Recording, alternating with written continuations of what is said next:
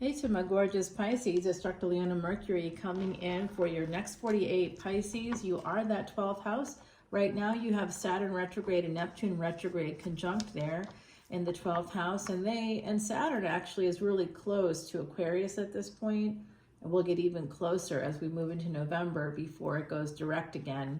So you have a lot happening in your house because Saturn is extremely close to Rahu at this point, which is in Aquarius. So it's a very interesting dynamic for you. Next 48 hours could be anything, could happen here. A Saturn retrograde speeds up karmas, especially for those who have Pisces energy.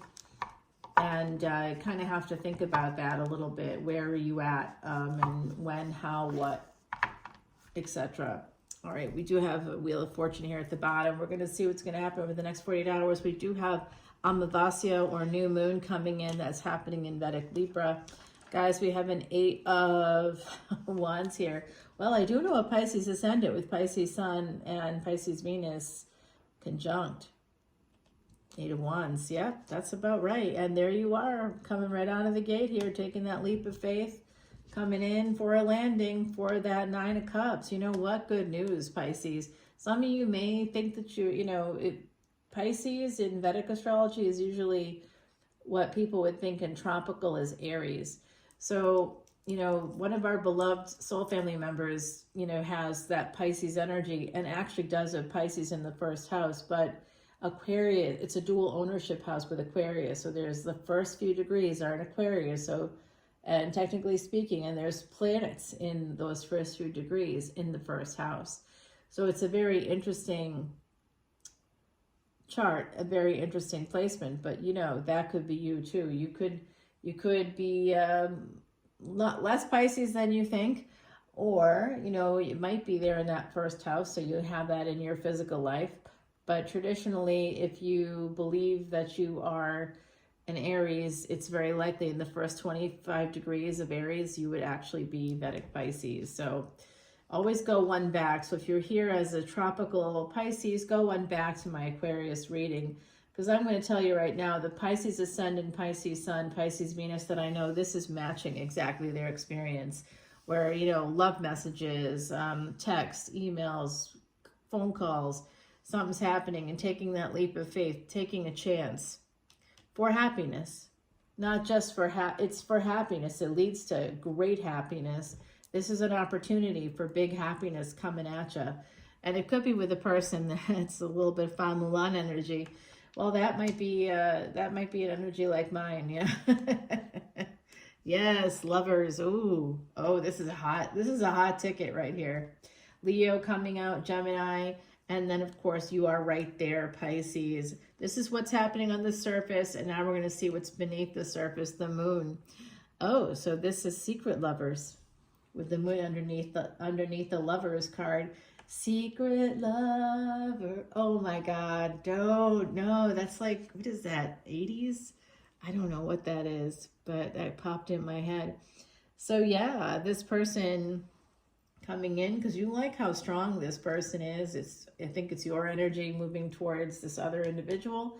Gender is not, it's all fluid here. So you could be a masculine, you could be a feminine, and you're heading towards somebody who's very, very intelligent and absolutely has good, strong boundaries and will let you know when, I think you like that about this person. They'll be like, yeah, no, no, that's a no.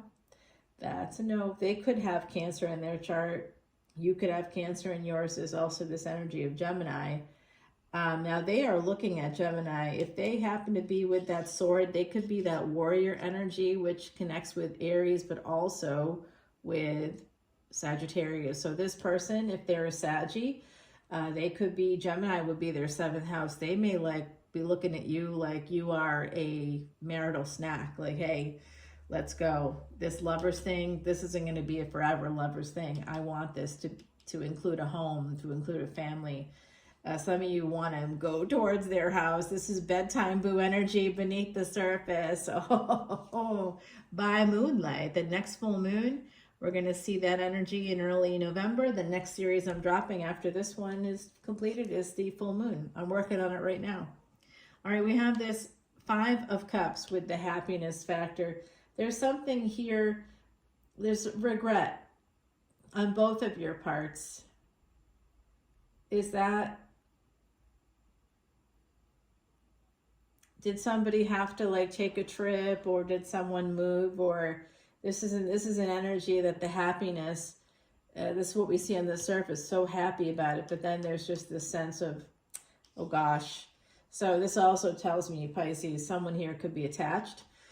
Possibly, yeah. Somebody could be attached because that's why there'd be regret. There's already a relationship there. 3 cups down. So this could be, you know, you guys could have some push-pull energy.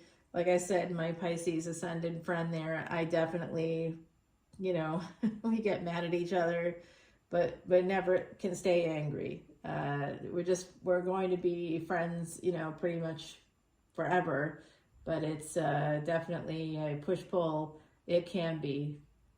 Sometimes they get mad, sometimes I get mad, but no matter what, we know we have the same moon. So it's like you may have the same moon as this person. Someone here could have the Gemini moon. I see Leo moon as a possibility here. Wow. Yeah. Cancer moon. Scorpio moon. Yes, I can see that. Wow, look at that. The other side's with us, guys. I'm a psychic medium from the French Quarter, New Orleans. Yeah. I know. I'm hoping to head back home, but just for like a day or two, and it's getting complicated because of the return time. Before I book my tickets, I gotta make sure that that the person I'm heading over there with is gonna, you know, be able to take that time, because they're on a free ticket. You know, I got a free ticket, but it's limited. You know how these airline things go. They don't want to pay for their ticket. They want to pay for their ticket. No, they can go home whenever they want. If they want the companion ticket, they're going to have to change something in their schedule because it's like, what's going on? All right, so this does look like I said, I kind of had a sense that someone is married or in another relationship here. Under the 9 of Cups, we have 9 of Swords. So this is a sense of disappointment, anxiety coming through because there's juggling happening. So on the surface, everybody's so happy to come back together into each other's energy. You guys know each other from what it looks like. If this is a brand new relationship, I wouldn't be surprised either. But it does look like it's something that maybe by the full moon, there could be something coming up connected to it. And I will say this, I'm going to give you a prediction about this situation that goes beyond the next 48. Something's going to happen in January here, the Gemini full moon here. The Gemini full moon, it could be December. Yeah, it could be December. Well, December or January, something's going to happen in between those 2 months with this situation, okay? So just put that down. All right, guys, we're going to take it over to the extended beneath the 8 of Wands, 7 of Wands. So having to protect yourself.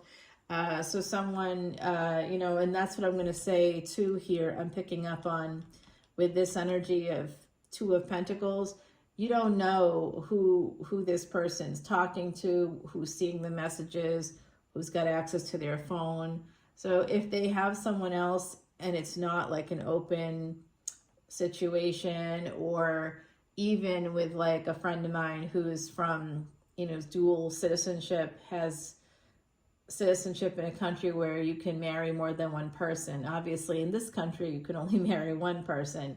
So they can have one American wife and one wife there, but I don't think that they understand, you know, they can't have that situation here. Like, it's just, in the state that they live in, if they live maybe in Utah, but they don't. So they really can't do that here.